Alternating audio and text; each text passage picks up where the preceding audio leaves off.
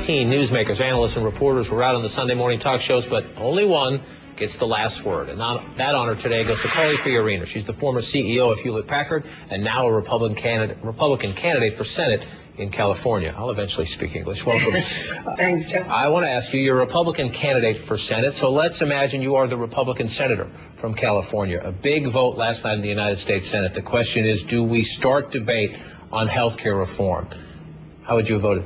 I would have voted no, and I don't think that's a partisan comment. I think if you just look at the facts of this bill, the facts, which are nonpartisan, are terrible. The CBO says this bill will not decrease insurance premiums, it will raise them. The CBO says that this will cost $2.5 trillion.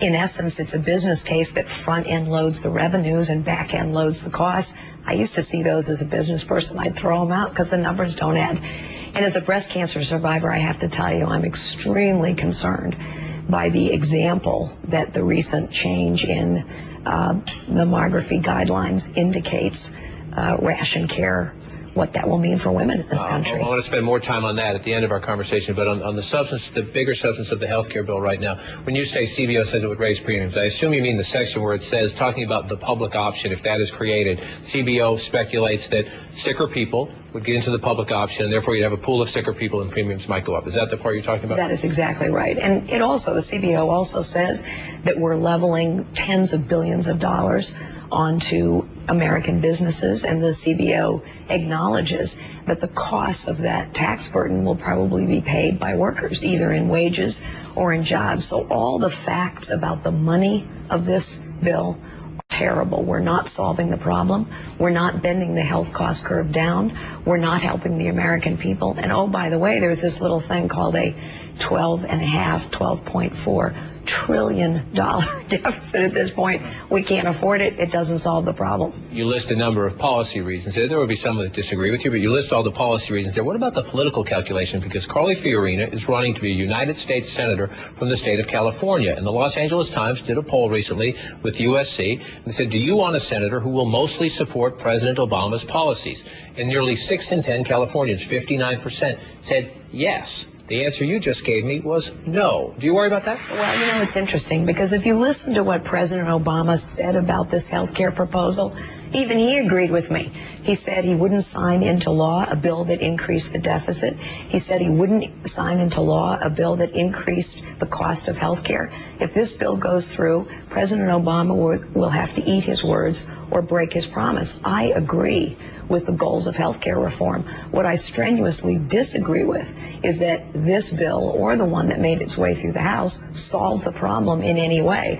And I also think you'd find it interesting that in California, the independent vote, which will be critical, as it has been in Virginia, New Jersey, and other places, independents are basically saying they don't want Barbara Boxer back in the U.S. Capitol. They'll take almost anybody instead of her. We'll watch the health care debate, and we'll come back to the mammogram issue in a minute. But another question that Senator Boxer could end up voting on in the near future, and you would vote if you were there instead of her, is how to fund the wars in Iraq and Afghanistan. Carl Levin is the chairman of the Senate Armed Services Committee, and he says it's time to make this more transparent, to give the American people a more open assessment and accounting of how much this costs overseas. So what he says is, let's have a war tax. Let's listen.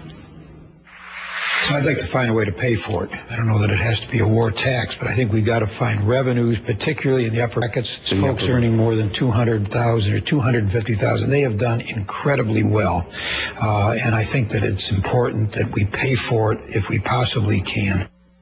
Is that the way to do it? Some new revenue stream dedicated solely to paying for the wars, or should it come out of the general fund as it does now? Well, first let me point out that a new tax has nothing to do with transparency. I'm all for transparency. I think every bill ought to go up on the internet for public comment. I think every budget ought to go up on the internet for public comment. However, to say that we're going to pay for the war with a tax on the rich ignores the fact that we know that doesn't work. California is a test case of how big government, big tax doesn't work. California right now has huge government, and yet the quality of the services the government produces is deteriorating, higher and higher taxes, and the consequence of that kind of regime is we are losing more and more jobs in California, losing more than we're creating, and in fact the tax base is eroding. It doesn't work. So no, I think it's a bad idea. And what about the question at the core of that is, the president's likely to send more troops to Afghanistan. Should he send more? Should he send 20,000, 30,000, 40,000, or enough? You know, I agreed with the president's strategy when he laid it out for Afghanistan, and what he fundamentally said was Afghanistan and Pakistan are inextricably linked. I agree. What he fundamentally said was economic development and diplomacy were as important as military power. I agree. And what he said was, I'm putting a new general in charge to lead our military efforts. My own view is you either accept that general's recommendations at this point or you find someone else. But I think trying to change his mind about what he thinks he needs is a recipe for failure, not victory. Much of the country is captivated, and certainly the political parts of the country are captivated by the Sarah Palin book right now. She was, of course, the Republican vice presidential nominee. You are a senior economic advisor to the John McCain campaign. I want to read something she writes in that book about the economy. It would later be that when the tanking economy began pushing the war out of the headlines, Steve Schmidt, the campaign manager, was slow to turn the campaign ship into the wind. It seems clear that there was an assumption at the center of the McCain camp that the war would retain center stage come hell or high water. Is Governor Palin right? Was the campaign too focused on Iraq, too focused on military strategy, and not concerned enough about dealing with the economy? You know, I haven't read her book, but I guess my own experience, I signed on with John McCain early on in 2007, and all of my conversations with him were about the economy for essentially 2 years, and all of my conversations with the campaign were about the economy. All